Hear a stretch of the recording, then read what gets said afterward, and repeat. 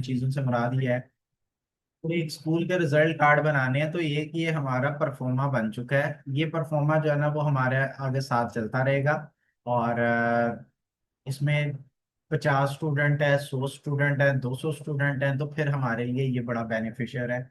सिर्फ number change करने होंगे, ऑब्टेन मार्क्स, हर चीज निकल के हमारे पास सामने आ जाएगी। साथ में हमने थोड़ी सी कंडीशनल फॉर्मेटिंग को देखा था, और आज मैं इसको कंप्लीट करवाऊंगा रिजल्ट कार्ड को। और रिजल्ट कार्ड तकरीबन कंप्लीट हो जाएगा। एक आधी चीज जो है ना वो आगे चल के हम बाद में देखेंगे। ग्रेड्स निकालने हैं हमने। ग्रेड्स, कुछ स्टूडेंट कहते हैं कि जी हम इतना मुश्किल फार्मूला क्यों याद करें, जब हमें पता है कि 60% के ऊपर अगर बी ग्रेड बनता है तो हम ऐसे क्यों नहीं लिख देते। जी ठीक है, ऐसे लिख सकते हैं आप लोग। ये तब फायदा देता है जब आपके 1 2 4 5 कार्ड बनने हो, तो फिर ठीक है, फिर सिंपली यहाँ पे ग्रेड लिखें A B C D, बार बार चेक करें और देखते जाएं किसका बी बनता है, किसका एफ बनता है, किसका सी बनता है। ठीक हो गया ना, ऐसे करके चेक करते जाए। अगर बाद में नंबर चेंज होते हैं, फॉर एग्जांपल मैं इसके 33 कर देता हूं, तो ग्रेड क्या होगा, ई हो जाएगा ना। तो उसको अब आपको मैन्युअली जाके ई करना पड़ेगा। ठीक हो गया। और अगर अगला कार्ड बनाते हैं तो फिर सारे ग्रेड, सब सब नंबर चेंज होंगे, तो सब ग्रेड आपको दोबारा लिखने पड़ेंगे। तो उससे बचने के लिए कि जब आपको ज्यादा काम करना है, सारा डायनामिक काम करना है कि एक चीज चेंज हो बाकी सारी चीजें चेंज हो जाएं, तो फिर आपको ये मेहनत करनी पड़ेगी। ये पहली दफा की मेहनत है। उसके बाद आपका नॉन टेक्निकल बंदा भी बैठ के यहाँ पे सारी चीजें चेंज कर सकता है, सिर्फ नंबर चेंज करने होंगे, रिजल्ट कार्ड रेडी हो जाएगा। ठीक है। जैसे जैसे लास्ट क्लासेस के पास पहुंचेंगे, तो इसमें बता भी दूंगा कि सिर्फ नॉन टेक्निकल बंदे को भी ये रिजल्ट कार्ड दे दिया जाए, हमें खराब होने का कोई डर नहीं होगा, तो कोई इसको खराब नहीं कर पाएगा। सिर्फ वो नंबर चेंज कर सकता है। हाँ, नंबर अगर वो सही लिखेगा रिजल्ट सही आ जाएगा, नंबर गलत लिखेगा तो उसका रिजल्ट कुछ और हो सकता है। जैसे उर्दू के मार्क्स इंग्लिश की जगह लिख दे, इंग्लिश के मार्क्स उर्दू की जगह लिख दे, तो वो तो एक जो है ना, आप सबके से हर किसी को पता है ना कि जिसके मार्क्स हैं उसी के सामने लिखने हैं। अब 100 लिखे हुए हैं तो वो एक लिख दे नंबर, ये भी उसकी अपनी गलती हो सकती है। तो जो नंबर उसको मिलेंगे, अगर वो वही नंबर उसी सब्जेक्ट के सामने लिखता है, तो फिर आपका कोई प्रॉब्लम इसमें नहीं आने वाला। टेक्निकली कोई प्रॉब्लम नहीं आने वाला। बाकी जो है ना वो जो मार्क्स होंगे सेम वही लिखने हैं उसको होंगे। यहाँ पे देखिएगा, ग्रेड निकालने हैं, इफ का फॉर्मूला याद है? क्या फार्मूला था जब आप लगाते थे पास या फेल निकालना है, तो क्या लगाते थे फार्मूला, मुझे बताएं। कौन बताएगा? Is equal to if, if bracket, bracket E A, मुझे कंप्यूटर साइंस का निकालना है। ये आ जाएगा E11, E11 greater than 33%, 33%, comma 33%, 33%, comma, comma, वो डबल नंबर जो था, ऐसा, हाँ जी, पास, पास, फिर डबल कॉमा जी, फिर कॉमा जी, फिर फेल, सॉरी हाँ ये फेल, अच्छा नहीं ब्रैकेट लगेगा, नहीं नहीं ठीक है, फेल फिर डबल कॉमा ब्रैकेट बंद। हाँ, कौन कहता है ठीक है और कौन कहता है ये ठीक नहीं है? तो जो कॉमा करे करता है क्या लगा वो नहीं लगना। क्या लगना है सर? कुछ नहीं लगना, मुझे कुछ भी नहीं लगना। 33 के बाद कॉमा जी। पहली बात है कॉमा, मैंने आपको कहा था इफ के 3 पार्ट्स हैं, condition, value if true, value if false. तो आपके तो 3 कोमे आ गए, मतलब कि 2 कोमा होंगे तो 3 पार्ट्स बन जाएंगे ना। तो आप कोमा यहाँ पे तो लगवाएंगे नहीं, पहली बात। अब आप इसको अपनी जुबान में पढ़ें, इसको पढ़ें जरा, दोबारा पढ़ें। नहीं, इसको ये तो एक्सेल की जुबान है ना, is equal to if. E11 में जो मार्क्स पढ़े हैं, E11 उसके बाद पढ़े ग्रेटर देन 33%। अच्छा, अब इसको ट्रांसलेट करें उर्दू में, और क्या बना? अगर E11 में 33% ज्यादा नंबर है तो पास है, वरना तो मुझे बताएं 33% से ज्यादा नंबर पे पास होता है, और अगर 33 आए फिर वो फेल कर देगा। नहीं, 33 और 33 वाला पास। हाँ 33 वाला भी पास होता है। 33 और 33% से। जी, तो क्या लिखूंगा यहाँ पे? अब कंप्यूटर की जुबान में वापस आ जाएंगे, क्या लगाएंगे ग्रेटर देन के बाद? Is equal. Is equal to. बराबर भी तो करना है ना। ठीक है। Greater than is equal to, इसका मतलब है यहाँ 33 के बराबर हो, यहाँ 33 से जायद हो। ठीक है। तो यही तो कंडीशन थी, यही एक लाइन कंडीशन में है।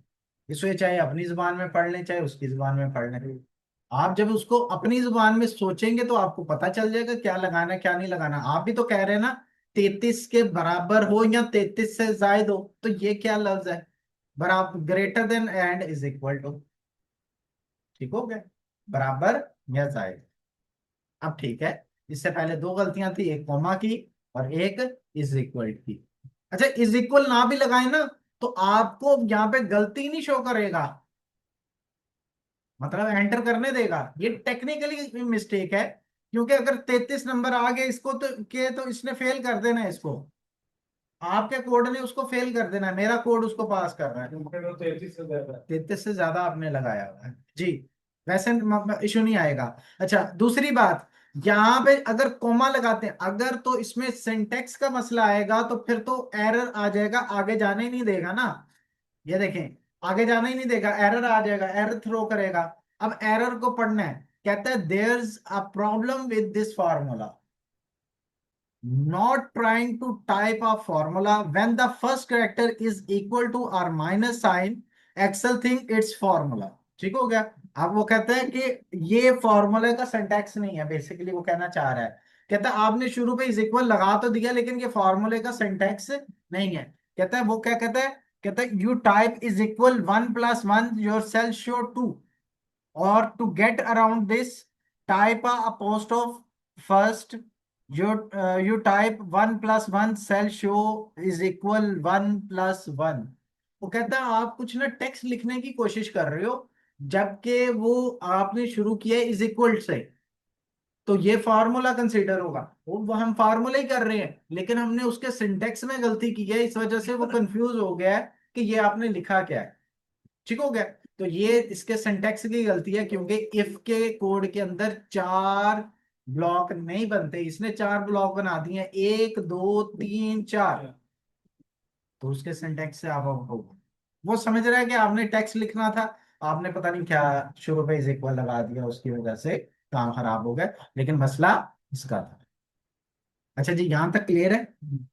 ग्रेड्स क्या होते हैं, इसको मैं डिलीट कर रहा हूँ। ग्रेड्स क्या होते हैं बेसिकली? ग्रेड्स होते हैं, ये हमने लास्ट टाइम इफ का फार्मूला भी कर लिया था, और ये मैंने माइनस का भी आपको करवा दिया था, अगर आपको याद हो, मैंने माइनस का भी फार्मूला करवा दिया था, याद है ना? मल्टीप्लाई का भी फार्मूला करवा दिया था, नहीं सॉरी, माइनस करवाया था ना, याद है? चलिए नहीं याद तो आज कर लेते हैं, कोई इशू नहीं है। इफ का फार्मूला तो मैंने करवा दिया था, अलबत्ता इफ का फंक्शन करवा दिया था। आज कर रहे हैं नेस्टेड इफ। नेस्टेड इफ क्या होता है? इफ बार बार चलेगा वो आपका नेस्टेड इफ कहलाएगा। ग्रेड का फार्मूला भी इसे कहते हैं, नेस्टेड इफ भी उसको बोलते हैं, बार बार कंडीशन लगाई जाए। कोई ऐसा तस्करा जो आप कर सकते हो, कोई ऐसी मिसाल जो आप दे सकते हो, बार बार कंडीशन कहाँ पे आती है, या एक दफा से ज्यादा कंडीशन कहाँ पे आती है?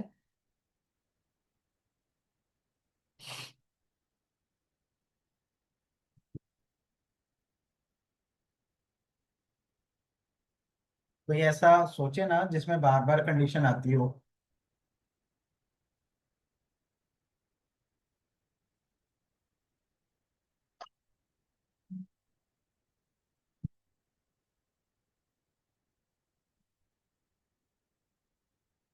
लास्ट में मैंने बताया था ना कि भाई अगर मेरे पैसे कोई देता है तो फिर मैं पार्टी पे आऊंगा, ये एक कंडीशन हो गई।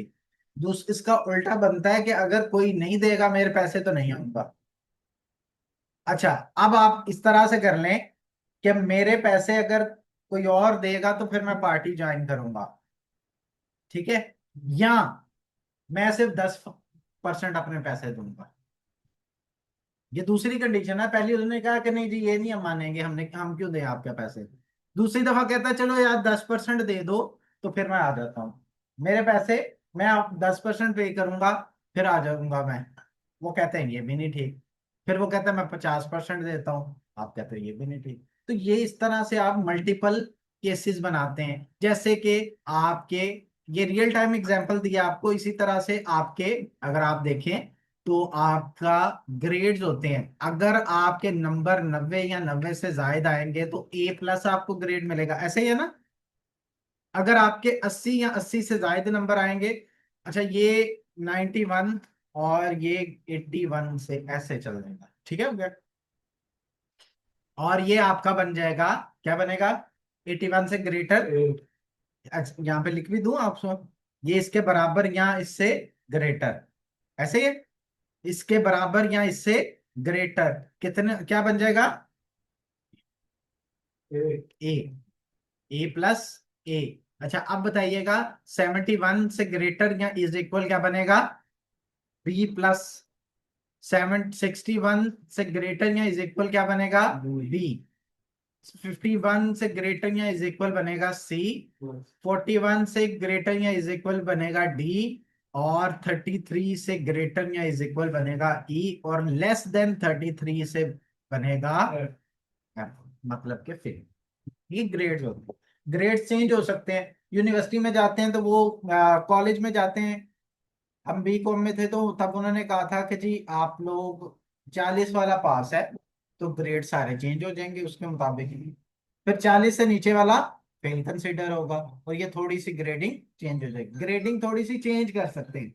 मैं इस मफरूजे के ऊपर ग्रेडिंग निकालने लगा हूं आपके सामने, कि अगर 90 नंबर होंगे, 91 नंबर से 100 तक होंगे तो A ग्रेड, 81 से जो है ना वो 90 तक A, 71 से 80 तक B+, 61 से 70 तक B, 51 से 60 तक C, 41 से 50 तक D, 33 से 40 तक E, और 33 से कम है।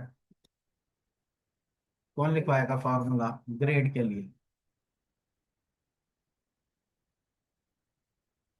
मैंने कहा था इफ वाला फॉर्मूला ही बार बार चलना है। Equal to is equal to F if bracket bracket start. अब आएगा लॉजिकल टेस्ट। सबसे पहले लॉजिकल टेस्ट, लॉजिकल टेस्ट करवाएं। क्या टेस्ट है जी, ऑब्वियसली परसेंटेज से ही ये कैलकुलेट होना है। तो कहां पे परसेंटेज पड़ा हुआ है, ई ई। क्या ई, एट E8। क्या वो greater than is equal to equal to 91%। पहली कंडीशन है 91% A+ निकालने के लिए, कि अगर उसके नंबर यानी कि 91 से अबव आते हैं या बराबर आते हैं तो ये हमारी पहली कंडीशन है, कोमा लगेगा। उसके बाद आपने करना है वैल्यू इफ ट्रू। अगर ऐसा हो गया तो क्या शो करवाना है वहां पे ग्रेड्स में,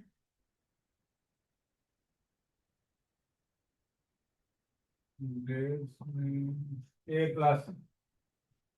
A+। तो डबल कोट्स के अंदर लिख देंगे A+। जब जब हम पास लिखते थे ना तो वो था वैल्यू इफ ट्रू।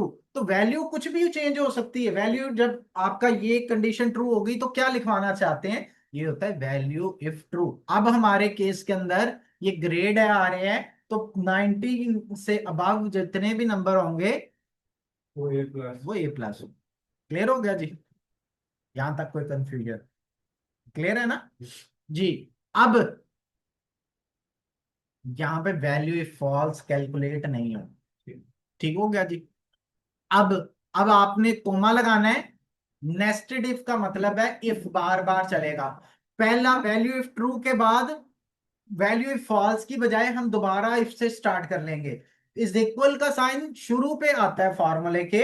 अगर दोबारा एक दूसरा फंक्शन दोबारा लगाने लगे हैं तो दोबारा इज इक्वल का साइन नहीं आएगा। हाँ कंडीशन के अंदर आ सकता है, ठीक हो गया, लेकिन फॉर्मूले के शुरू पे नहीं आएगा। अब यहाँ पे इफ स्टार्ट किया था, इफ को स्टॉप नहीं करना, यही नेस्टेड है। स्टॉप सारे एंड पे जाके होंगे। तो हमने यहाँ पे दोबारा इफ स्टार्ट कर लेना है। अच्छा, आपके लिए आसानी है, अगर इतना पार्ट आपका ठीक है तो आप इसकी कॉपी भी बना सकते हैं। देखें, पहला पार्ट बना लिया और उसके बाद आपने कॉमा तक कॉपी कर लिया, और यहाँ पे वैल्यू फॉल्स नहीं लिखनी। उसके बाद बस आप इसको पेस्ट करें और चेंज कर दें। E8 अगर 81 से बड़ा है तो क्या आएगा?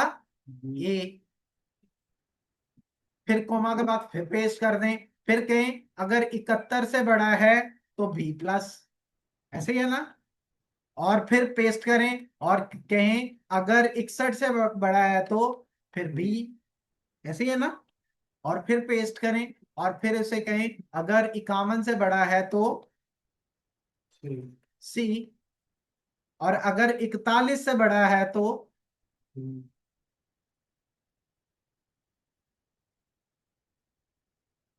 डी, और अगर 33 से बड़ा है तो ग्रेटर देन इज इक्वल 33 लगा हुआ है। अच्छा, अब आखिरी कंडीशन का वैल्यू फॉल्स भी लगा सकते हैं, और इसके लिए अलग से कंडीशन भी बना सकते हैं कि लेस देन 33 हो तो एफ शो करवाना है। लेकिन हम वैल्यू इफ फॉल लगा देते हैं कि हम अगर ये कुछ भी ना आया तो बस फिर शो करवा देना एफ। आखिरी इफ की कंडीशन में वैल्यू इफ फॉल्स लिख देंगे कि अगर ये कुछ भी ना आया तो ये एफ ग्रेड। क्लियर हो गया जी। अब यहाँ पे, अब जितने आपने इफ स्टार्ट किए हैं उतने आपने ब्रैकेट क्लोज करने हैं। हिंट आपको दे देता हूं, पहला ब्रैकेट ब्लैक कलर का होता है, तो जब आपका ब्रैकेट ब्लैक कलर का हो जाए आप समझ जाइएगा कि आपका वो जो है ना पहला ब्रैकेट तक पहुंच चुके हैं। और ये हाईलाइट भी करवाएगा। हाईलाइट कैसे करवाएगा देखिएगा, यहाँ पे मैंने इसको थोड़ा सा वो नीचे कर दिया ताकि आपको इजीली सारा फंक्शन नजर आ जाए। अब यहाँ पे देख रहे हैं पहला आपको नजर आ रहा है स्टार्टिंग पॉइंट इसका कहाँ पे पड़ा हुआ है? ये E8, सारे E8 पड़े हैं। वो ये फार्मूले में आपने लिखा। सारे फार्मूले में E8 लिखे हुए हैं वो 91% है एक बार ना। 91% से पहले जो पड़ा हुआ है वो आपका पहला इफ का है। अच्छा, अब यहाँ पे देखिएगा, यहाँ पे ये वाला इसका कलर अगर आपको नजर आ रहा हो तो ये ब्लूइश कलर का है। तो देखिएगा ये वाला हाईलाइट होगा क्योंकि मैं पहला इफ क्लोज करने लगा हूं। तो ये देखें पहला हाईलाइट हो चुका है, ऐसे ही है। फिर ये वाला पर्पलिश शेड का है, तो मैं ये देखिएगा मैंने उसके ऊपर माउस रख दिया आपकी आसानी के लिए। ये वाला थोड़ा सा थिक होगा, ये देखिएगा, ये थोड़ा सा चेंज होता है ना। अब यहाँ पे देखिएगा, अब इसने चेंज होना है, इसकी बारी है अब। ये देखिएगा, ये हल्का सा थिक होता है और फिर नॉर्मल हो जाता है। अब इसके बाद 61 वाली बारी है, तो ये ग्रीन कलर का हो गया। उसके बाद ये पर्पल कलर का हो गया। उसके बाद ये तकरीबन रेड कलर का हो गया। और ये ब्लैक कलर का, लास्ट वाला ब्लैक कलर है, इसका मतलब है हमारा कोड मुकम्मल हो गया। अब ये बी ग्रेड उसने खुद ही निकाल के दे दिया। अच्छा, ये सामने इसके डाटा आ रहा था, इस वजह से वो पूरा नजर नहीं था आ रहा, ठीक है। अब देखें, दोबारा देख लें। अब सारे आपको अगर इफ नजर आ रहे हैं ना, और यहाँ पे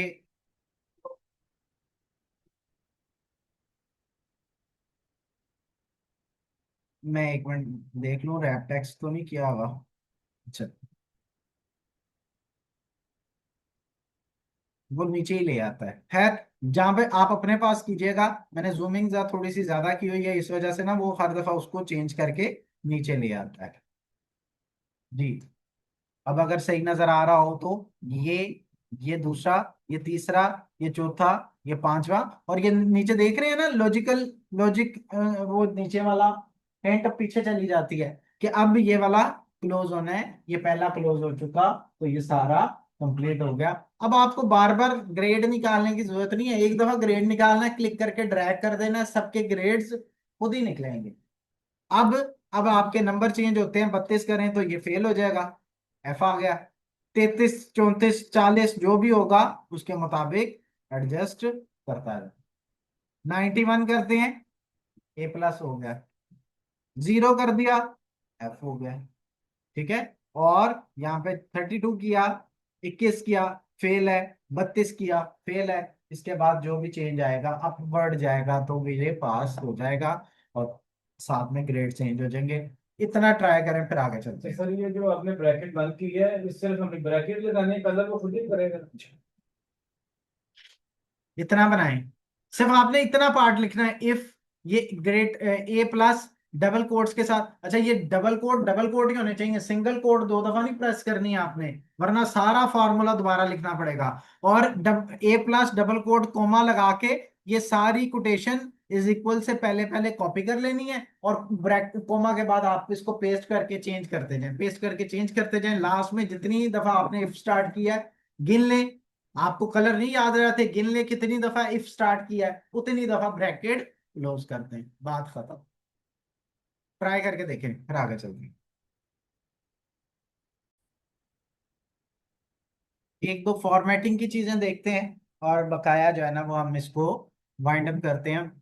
हमारा तकरीबन कंप्लीट हो गया, छोटी छोटी चीजें लगानी है, तो जैसे जैसे वो चीजें आती जाएंगी मैं यहाँ पे सेट करके आपको दिखाता जाऊंगा। फर्स्ट ऑफ ऑल मैंने आपको बताया था ये लाइंस जो है ना ये हमारे प्रिंट में नहीं आती। अगर मैं आपको दोबारा दिखा सकूं, फाइल में जाएंगे, प्रिंट में जाएंगे, तो लाइन एक भी प्रिंट नहीं हो रही। ठीक है, जिसको आपको प्रिंट करवाना है वहां पे लाइन खुद लगानी पड़ेगी। कैसे लगा सकते हैं यहाँ पे देखिएगा। अच्छा मैं पहले एक चीज आपको दिखा दूं, मैंने पेपर A4 अगर लगाना है तो यहाँ पे देखिए अभी थोड़ी सी जगह बच रही है, तो आप इसकी सेटिंग वगैरह कर सकते हैं। कैसी सेटिंग वगैरह, कि आप इसको थोड़ा सा सब्जेक्ट को थोड़ी जगह ज्यादा दे दें। ये देख रहे हैं लाइन आपको नजर आ रही है, इसका मतलब है कि ये आपकी एंड लाइन है, यहाँ तक आपका डाटा आ सकता है। आप ग्रेड्स को, स्टेटस को, परसेंटेज को, ऑब्टेन्ड मार्क्स को थोड़ी बहुत जगह वगैरह एक्स्ट्रा दे के मैनेज कर सकते हैं। अभी तक मेरा डाटा एक पेज पे ही आ रहा है। फाइल में जाके, प्रिंट में जाके देखेंगे, देखें थोड़ा सा मजीद एक्सपैंड वगैरह कर सकते हैं हम लोग। और यहाँ पे मैंने इसको थोड़ा सी जगह दे दी। जब आपको लगे ना कि ये वाला आपका पार्ट, ये जो लाइन है डॉटेड लाइन, डॉटेड लाइन एक कॉलम इधर आ गई है, इसका मतलब है कि एक कॉलम ये उस पेज पे प्रिंट नहीं होगा। ये समझ आ गई? इसका मतलब है कि अब आपका ये कॉलम उस पेज पे प्रिंट नहीं होगा, तो किसी कॉलम को थोड़ा सा छोटा कर देने से वो पूरा पेज के ऊपर फिट हो जाएगा। फाइल में जाकर, प्रिंट में जाकर देखेंगे तो पूरा पेज नजर आएगा। दूसरी बात, आगे वाली जो चीजें हैं वो तो मैं सिर्फ आपको हिंट देने के लिए कि भाई ग्रेड्स मैंने कैसे लिखे हैं, तो ये मैंने आपको प्लानिंग वगैरह लिख दी है। उसके आगे जो डाटा लिखा हुआ है वो मैंने सारे जितने भी फॉर्मूलाज करवाने हैं वो सारा यहाँ पे मेंशन करने हैं, इस वजह से लिख दी हैं। और ये जो नीचे काम किया हुआ है ये हमने कुछ चीजें चेक करनी थी, वो हमने यहाँ पे लिख दी हैं। अब याद है मैंने आपको कल कहा था कि आपकी जो डेट होगी टुडे के ऊपर मैंने हाईलाइट किया था। लास्ट क्लास हमारी हुई थी लाइक 18th को, तो 18 उसने हाईलाइट कर दिया था। आज 21 है तो उसने 21 को खुद ब खुद हाईलाइट कर दिया। डेट अकर के अंदर हमने टुडे लगाया हुआ है, तो जो भी टुडे की डेट होगी अगली क्लास में आएंगे तो 23 तारीख होगी, तो 23 हाईलाइट हुआ होता है। ठीक है जी। इसी तरह से अब आपका, ये मैं बता रहा हूं कि ये आप चाहते हैं कि इसके ऊपर लाइनें आ जाएं, तो आप इसके ऊपर लाइनें लेके आने के लिए सेलेक्ट करके आप यहां से फॉन्ट के अंदर आपके पास बॉर्डर की ऑप्शन है, ऑल बॉर्डर अगर लगा दिए जाएं तो इसके ऊपर लाइंस वगैरह आ जाएंगी। फाइल में जाके देखें अगर, तो ये देखिएगा अब इसके ऊपर लाइंस वगैरह नजर आ रही। जिस भी चीज को आप लाइनें लगा के दिखाना चाहते हैं, कॉलम की शक्ल में दिखाना चाहते हैं, टेबल की शक्ल में दिखाना चाहते हैं, तो एक काम ये किया जा सकता है। अच्छा दूसरा काम क्या किया जा सकता है, यहाँ पे एक ऑप्शन है फॉर्मेट एज टेबल। स्टाइल्स के अंदर हमारे पास एक ऑप्शन है फॉर्मेट एज टेबल। ये सारे एरिया को ऐसा फॉर्मेट कर दो जैसे कि ये एक टेबल है, और यहाँ से आप अपनी मर्जी का स्टाइल पिक कर सकते हैं। आपको पता है कि जी ब्लैक एंड व्हाइट ही प्रिंट होना है तो आप ब्लैक एंड व्हाइट सिलेक्ट कर लें। आपको पता है कि चलें दिखा तो हम कलर में दें, चाहे प्रिंट ब्लैक एंड व्हाइट हो जाए, तो आप इसको किसी कलर में जो आपको पैटर्न समझ आए। देखें यहाँ पे टाइटल और कलर का, इसको जो है ना हेडर बोलते हैं, टेबल हेडर। टेबल हेडर और कलर का, और नीचे वाली लाइंस और कलर की, दो पैटर्न। एक में बिल्कुल सारे नीचे व्हाइट कलर आ रहे हैं, दूसरे में आपके अल्टरनेटिव रोज हाईलाइटेड है। ठीक है, यहाँ पे ये मैंने सिलेक्ट किया, माय टेबल हैज हेडर, और यहाँ पे उसने रेंज खुद ही बता दिया, ओके का बटन प्रेस कर दिया है। साथ में उसने ना ये फिल्टर बटन लगा दिया, उससे हमारी तरतीब खराब हो गई है। मैं फिल्टर बटन हाइड कर देता हूँ, और उसके बाद जो तरतीब थोड़ी बहुत खराब हुई है आप उसको मैनेज कर सकते हैं। जो कोई ज्यादा एक्सपैंड हो गया, जैसे ये वाला पेज थोड़ा सा ज्यादा एक्सपैंड हो गया है, तो इसको मैं मैनेज कर देता हूँ। तो इस तरीके से आप उसको मैनेज करके वापस पेज के ऊपर लेके आ सकते हैं। और हमें फिल्टर बटन दिखाना हो तो आप उसको दिखा भी सकते हैं, ना दिखाना हो तो बंद भी कर सकते हैं। तो इस तरह से आप फिल्टर बटन हटा बॉर्डर सकते लगा के और बॉर्डर लगा हैं, तब भी ठीक है। नहीं है, और खाना छोटा बड़ा करना। जी, तब भी कर सकते हैं, ऐसे ही करेंगे। अगर आपने बॉर्डर लगा दिए हैं,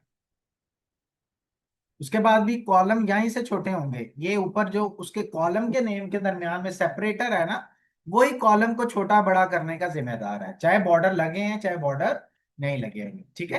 तो टेबल को उसे, अच्छा यहाँ पे कुछ बॉर्डर्स भी लगे हैं और कुछ कलर बैकग्राउंड को भी लगे हुए हैं, वो मैंने आपको शुरू में करके दिखाए थे, जैसे ये। अच्छा, ये आपकी ना तरतीब खराब नहीं होगी, सॉरी, आपकी ना थीम के अंदर आ जाएगा। अब देखें, एक क्लिक के अंदर आप इसका कलर चेंज कर सकते हैं। फॉर्मेट एज टेबल ब्लू की बजाय ऑरेंज करना है, नहीं, थीम चेंज हो गया। ग्रीन करना है, ये चेंज हो गया। ब्लू डार्क करना है, ये थीम चेंज हो गया। तो ये 3 4 5 6 कोई उन्होंने थीम्स बनाए हुए हैं, light grey, yellow, orange, light blue, dark blue, green और ब्लैक। तकरीबन 7 उन्होंने थीम्स बनाई हैं। अच्छा, 7 थीम के साथ इसके हेडर के अंदर, हेडर को कलर नहीं किया हुआ बल्कि उसके हेडर को बोल्ड किया हुआ है। इसके अंदर हेडर को कलर किया गया है और नीचे वाला सारा पार्ट व्हाइट है। इसमें हेडर को कलर नहीं किया गया, नीचे अल्टरनेटिव लाइन को कलर किया हुआ है। यहाँ पे हेडर भी कलर है और अल्टरनेटिव लाइंस भी कलर है। और बॉर्डर नहीं लगा हुआ सेंटर में, हेडर वाली रो में बॉर्डर नहीं लगा हुआ है। जबकि इसमें आएंगे तो हल्का सा बॉर्डर भी लगा हुआ है, व्हाइट व्हाइट बॉर्डर। अब आप ये थोड़ी सी पर्सनलाइज की हुई है, अगर आपको ये पसंद आ जाता है ये लगा लें। अच्छा, यहाँ पे ना उसने बॉर्डर्स खत्म करके ना मेन जगह के ऊपर से बॉर्डर लगा दिया, हेडर के शुरू पे, हेडर के एंड पे, और सारे टेबल के एंड पे एक डार्क बॉर्डर लगा दिया, और सेंटर में अल्टरनेटिव कलर्स कर दिया। हाँ, वर्टिकल लाइंस आपको नजर आ रही हैं, वो प्रिंट में नहीं आई। ये वर्टिकल लाइंस प्रिंट में नहीं आई। ठीक हो गया जी। अब इसी तरह से, अब इसके अंदर देखें, सारे को कलर कर दिया, डिम सा कलर कर दिया, अल्टरनेटिव कलर भी है और हेडर में कलर नहीं है। इसी तरह से यहाँ पे बैकग्राउंड में भी कलर कर दिया, डार्क कलर कर दिए हैं बैकग्राउंड पर। प्रिंटिंग के लिए ये वाला थीम अच्छा नहीं है, क्योंकि प्रिंटिंग में काफी ज्यादा वेस्ट करता है टोनर का, तो इस वजह से ये वाले ऑप्शन अच्छे नहीं है। यहाँ पे अल्टरनेटिव कलर है ग्रीन और ब्लू के साथ, तो ज्यादा बेहतर है आप इनमें से कोई थीम वगैरह एडजस्ट कर ले। अगर बगैर बॉर्डर के दिखाना चाहते हैं तो ये वाला लगा ले, बॉर्डर के साथ लगाना चाहते हैं तो इससे नेक्स्ट वाला लगा सकते हैं। अब देखिएगा, अब प्रिंट में चलते हैं, और ये हमारा प्रिंट का थीम क्लियर हो गया जी। इसी तरह से ये बेसिकली चीजें मैंने आपको समझाने के लिए की थी, उसी पेज पे हम काम कर रहे थे तो उसी शीट पे मैंने समझा दिया था। अगले मैं एक और बनाता हूँ और उसमें ये सारी चीजें डिलीट कर देता हूँ। अब मैंने समझाना ये है आपको कि अगर आपको बाद में ख्याल आता है कि यार इसका कलर ब्लू है, ब्लू अच्छा नहीं लग रहा, चेंज कर सकते हैं यहाँ से जाके, डार्क ब्लू कर दें, इस तरह का ब्लू कर दें, इस तरह का कर दें, इस तरह का कर दें। तो कस्टमाइजिंग भी इसके अंदर पॉसिबल है कि अपनी मर्जी के कलर वगैरह भी किए जा सकते हैं। रिकमेंड नहीं करूंगा क्योंकि आप लोग अभी इतने ज्यादा फेमिलियर नहीं है कलर कॉम्बिनेशन से, तो आप वो जो उसके थीम में लगे हुए हैं वो लगा लें, ज्यादा बेटर है। लेकिन कभी किसी की रिक्वायरमेंट आ जाती है कि इसका कलर चेंज करें, तो हाँ, आप इसका कलर चेंज कर सकते हैं। लेकिन अगर आपने थीम के बैकग्राउंड में कलर लाइट लगाया, टेक्स्ट भी लाइट कलर में लगा हुआ है, तो वो खराब दिखेगा। फिर आपको उसका टेक्स्ट का कलर भी चेंज करना पड़ेगा, जैसे कि ये। ठीक हो गया। तो मैं इसको कंट्रोल Z करके वापस कर देता हूं, क्योंकि मुझे चेंजेस ये अप्लाई नहीं करनी, वापस मिली। इसके बाद ये देखिएगा,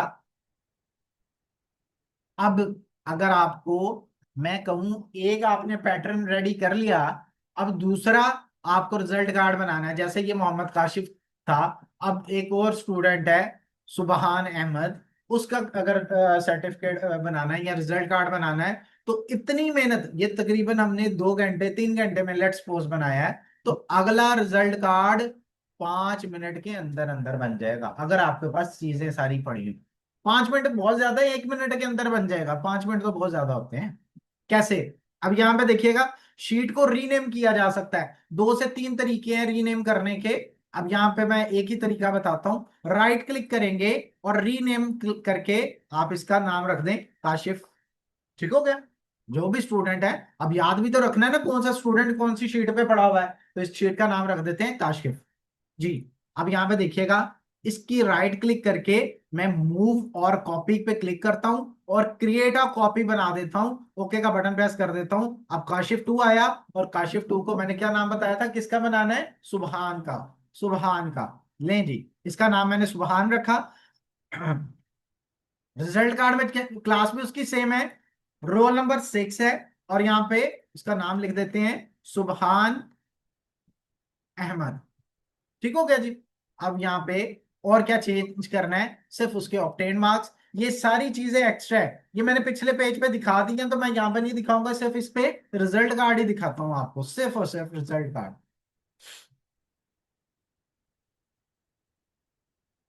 ताकि आपको सिर्फ हाईलाइट रिजल्ट कार्ड ही नजर आए। नहीं जी, इसके ऊपर सिर्फ रिजल्ट कार्ड है, वो पहले शीट के ऊपर हमने थोड़ा सा प्रैक्टिस के लिए चीजें ऐड कर ली थी, लेकिन हमने यहाँ पे रिजल्ट कार्ड ही रखा।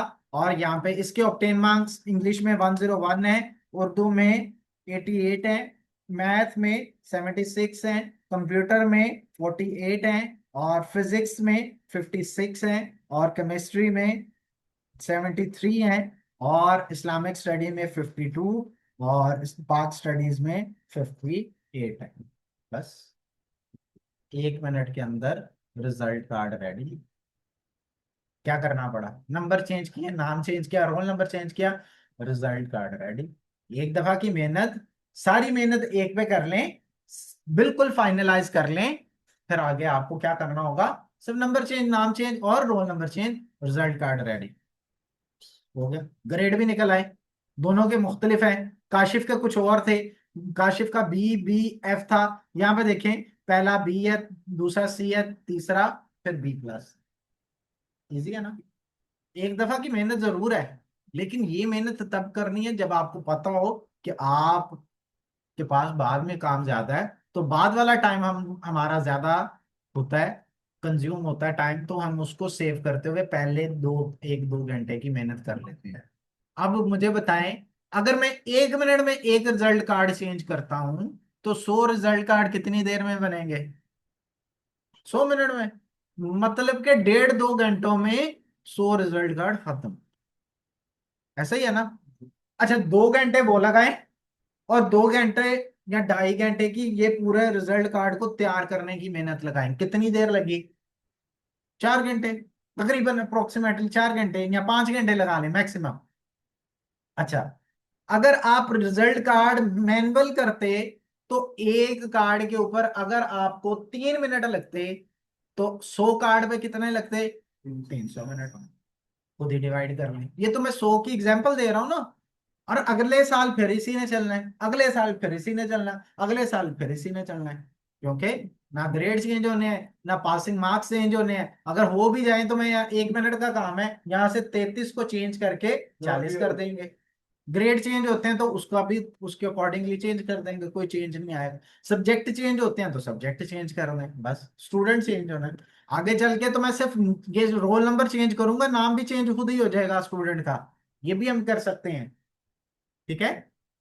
तो इस तरह की शुरू पे की गई मेहनत बाद में हमारे लिए, मैंने आपको एक मिसाल दिया, 3 मिनट फिर भी नहीं लगते, जब ये सारी चीजें खुद से लिखनी पड़ेंगी ना, 3 मिनट फिर भी नहीं लगेंगे आपको, ज्यादा मिनट लगेंगे, मैंने कम से कम लगाए हैं। और यहाँ पे देखिएगा, मैंने यहाँ पे कैलकुलेट करके दिखा देता हूँ, 300 मिनट का मतलब है 5 घंटे। और अगर ये 200 कार्ड होते, तो 200 कार्ड हमारे बनने थे, 2 और 2 4, और पहले के 2 घंटे 6 घंटों में बनने थे। इसके 200 card multiply by 3 divide by 60, 10 घंटों में 4 घंटे बच गए। ये मैं फिर भी बड़ी रायत करके 3 मिनट लगा रहा हूं, 3 मिनट फिर भी नहीं लगने, जब आपको बार बार कैलकुलेट करना पड़ना है ना, परसेंटेज कितना, ग्रेड कितना, फेल है या पास लिखना है, तो ये इस पे ज्यादा टाइम कंज्यूम। ठीक हो गया जी। तो इसीलिए तो मैनुअल से सारे लोग कंप्यूटर पे शिफ्ट हुए हैं, क्योंकि टाइम के सेव कर। जी। तो मकसद सिर्फ अफादियत आपको बताना था। अक्सर स्टूडेंट कहते हैं कि जी हम इतनी मेहनत क्यों करें, तो ये मेहनत इस वजह से है कि आपकी बाद की मेहनत आसान हो सके। जी। और ये फार्मूला मैंने आपको कहा, ये नेस्टेड इफ का है। जब भी आपको इफ को बार बार कॉल करना, जरूरी तो नहीं ग्रेड्स ही निकालने के ये काम आए, और भी किसी चीज के लिए काम आ सकता है। बहुत सारी चीजों के अंदर ये हमारे पास जो है ना वो यूजफुल रहता है। आपने किसी को स्केल वाइज जो है ना वो डिवाइड करना है, तो उसके स्केल्स निकालने के लिए कि ये पहला स्केल है, दूसरा स्केल है, तीसरा स्केल है, एज ग्रुप बनाए हुए हैं, तो वहां पे भी आप इसको एज लगाएंगे तो उसका एज ग्रुप आ जाए। इस तरह से बहुत सारी चीजों के ऊपर इसका इम्प्लीमेंट हो सकता है, जहां पे कंडीशन दो से ज्यादा बनती है। दो वाली कंडीशन ट्रू एंड फॉल्स के साथ मैनेज किया जा सकता है, सिंगल इफ के साथ। अच्छा, जरूरी नहीं कि 7 दफा ही आप इफ कॉल करें, हो सकता है 3 दफा इफ कॉल हो, 2 दफा कॉल हो, 1 दफा कॉल हो, तो ये भी आपका काम चल सकता है। ट्राई करके देखें।